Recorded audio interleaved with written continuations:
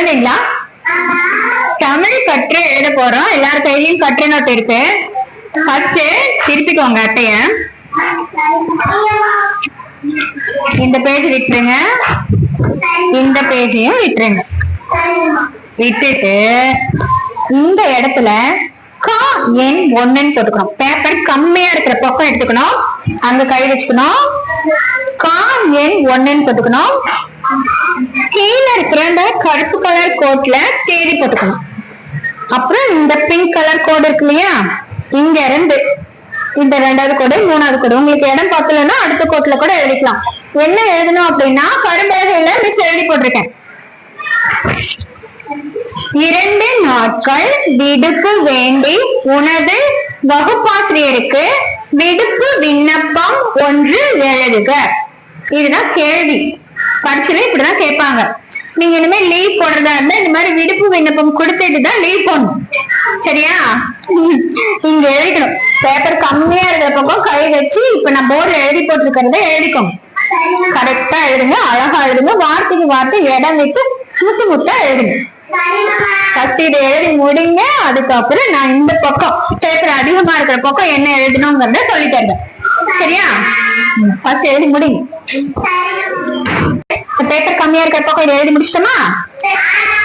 Paper அதிகமா இருக்கிற பக்கம் கை வச்சுக்கோங்க. கை எடுங்க எல்லாரும். பேப்பர் அதிகமா இருக்கிற பக்கம் கை வச்சுக்கணும். ஏன்னா மிஸ் இப்படி சொல்றாங்கன்னு நினைக்கூடாது, தப்பு வந்துடும். அதனாலதான் சில பேர் இந்த பக்கமே எழுதிருக்கீங்க. சரியா? அதனாலதான் சொல்றேன் பொறுப்பா. நீங்க காயின் எழுதிட்டு தேடி போட்டோம்ல, அதே மாதிரி உங்க நோட்ல இங்கேயும் காயின் எழுதிட்டு தேடி போட்டுக்கணும். இந்த கோட்டு மேலேயே உட்கார்ந்து இருக்கிற மாதிரி காயின் போட்டு தேடி எழுதணும். இங்க மறந்துட்டுலாம் இருக்க கூடாது. சரியா? எழுதிட்டு இங்க நடுவுல விடுப்பு விண்ணப்பம்னு நல்ல பெருசா கொட்டை எழுத்துல தலைப்பு, நீங்க கருப்பு யூஸ் பண்ணாலும் யூஸ் பண்ணிக்கலாம், பிளாக் இங்க் அழகா இருக்கும். விடுப்பு விண்ணப்பம் சொல்லிட்டு நடுவுல தலைப்பு எழுதிக்கோங்க. எழுதிட்டு அதுக்கு கீழே கருப்பு கலர் கோட்டு இருக்குல்ல, அங்க அனுப்புதல் அப்படின்னு கோட்டை ஒட்டி இந்த மார்ஜினை ஒட்டி எழுதணும். மார்ஜினை ஒட்டி அனுப்புதல் எழுதணும். போட பாருங்க. அனுப்புதல் இந்த மார்ஜினை ஒட்டி எழுதிருக்கனா, அதே மாதிரி நீங்களும் மார்ஜினை ஒட்டி அனுப்புதல் எழுதிக்கணும்.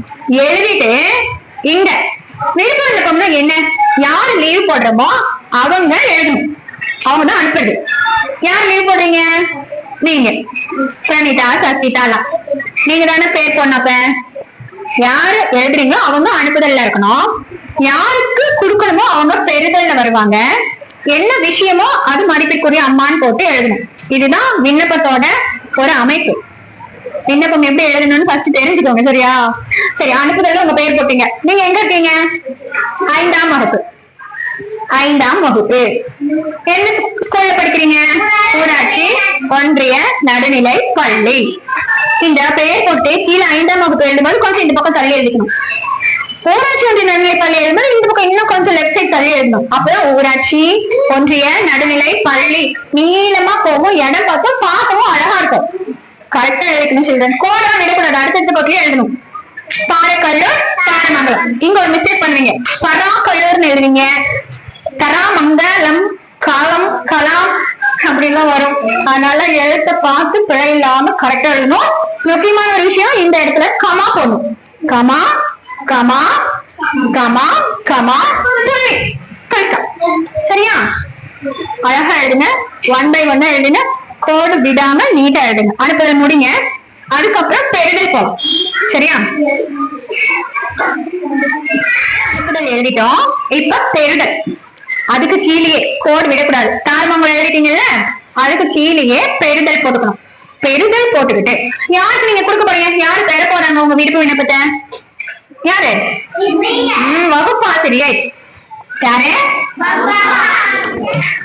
வகுப்பாசிரியை அவர்கள் எழுதிட்டு அதுக்கு 5ஆம் வகுப்பு. எந்த வகுப்பாசிரியை கொடுக்க போறோம்? அவங்க எந்த ஸ்கூல் ஒர்க் பண்றாங்க? பெறுதல் போட்டுட்டு வகுப்பாசிரியை, அதுக்கு கீழே 5ஆம் வகுப்பு, கொஞ்சம் தள்ளி ஊராட்சி ஒன்றிய நடுநிலை பள்ளி, பாரக்கல்லூர், தரமங்கலம். இதே வேற ஸ்கூல் குழந்தைங்க பாக்குறீங்க அப்படின்னா உங்க பள்ளியோட முகவரியை போட்டுக்கணும். இது நம்ம ஸ்கூல் இல்லையா? நீட்டா 1 by 1 அழகா எழுதுங்க. பெறுதல் எழுதுங்க. பெறுதல் எழுதுங்க. அதுக்கப்புறம் மதிப்பிற்குரிய அம்மா சொல்ல. சரியா?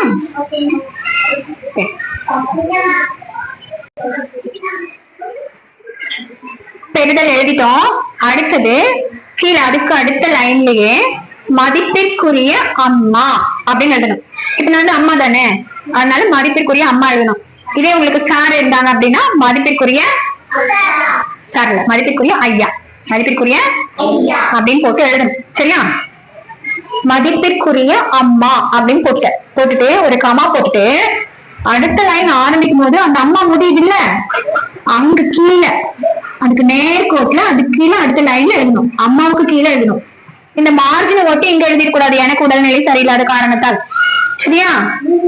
அம்மாவுக்கு கீழே அடுத்த லைன்ல எழுதணும். கொள்ளம் எடுத்ததுல எனக்கு உடல்நிலை போனா உடல்நிலை வரைக்கும் எழுதிட்டேன்.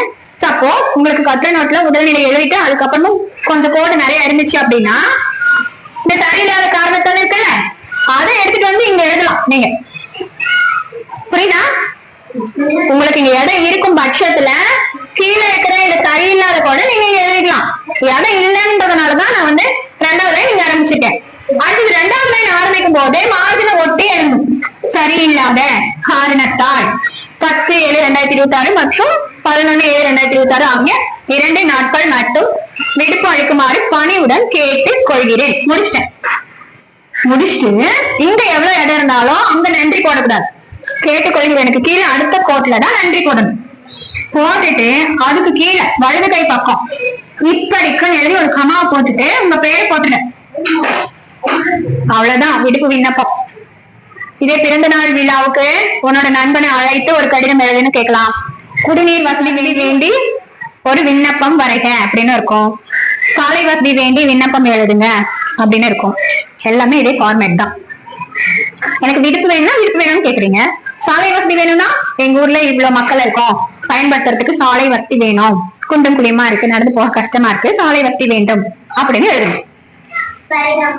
பிறந்த நாள் விழாவுக்கு வர சொல்லி உனக்கு நண்பனுக்கு கடிதம் எழுதுங்க அப்படின்னு கேட்டாங்க அப்படின்னா எனக்கு இன்னைக்கு பிறந்த நாள் நண்பா, நீ வந்தா மகிழ்ச்சியா இருக்கும், வா அப்படின்னு சொல்லி எழுது. ஒரே விண்ணப்பத்தை வச்சு நம்ம மாத்தி மாத்தி எழுத பழகிக்கணும். சரியா? அனுப்புதல், பெறுதல், மதிப்பிற்குரிய அம்மாவோ ஐயாவோ போட்டுட்டு விஷயத்தை எழுதிட்டு கீழே படிக்க போட்டு முடிச்சிடலாம்.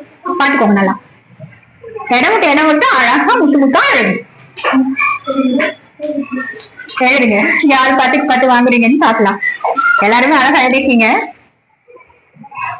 ஆமா.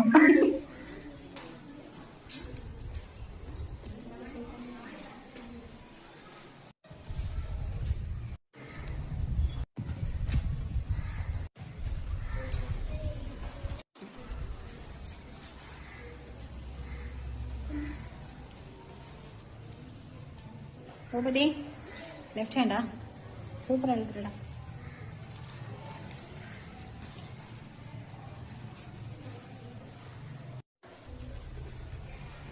எழுதிட்டீங்க குழந்தைங்களா? யாரெல்லாம் எவ்வளவு மதிப்பெண்? 10க்கு 10 நன்று. அருமை. நான் 10க்கு 10 அழகு. அப்படிங்கப்பா அழகுதான். 10க்கு 10 நன்று. அருமை. நானும் 10க்கு 10 அழகு. நானும் 10க்கு 10 நன்று. நன்று. நானும் 10க்கு 10 அழகு. அழகு. நானும் 10க்கு 10 நன்று. நன்று. ஏன் நன்று? சில பேர் அழகு தெரியலையா? ஒரு பேர் அழகா எழுதியிருக்காங்க, இன்னொருத்தங்க இன்னும் கொஞ்சம்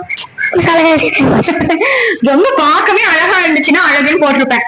நீட்டா பட்டுச்சுன்னா கொஞ்சம் இன்னும் கொஞ்சம் முன்னேற்றம் வேணும் அப்படின்னா நன்றி போட்டிருப்பேன். அவ்வளவுதான் வித்தியாசம். சரியா? பார்த்தோன்னே கட்சின்னு அழகா முத்துமுத்தா இருந்துச்சுன்னா அழகுன்னு போட்டிருப்பேன். வேற ஒண்ணும் இல்ல. நன்றி அழகு ரெண்டுமே ஒண்ணுதான்.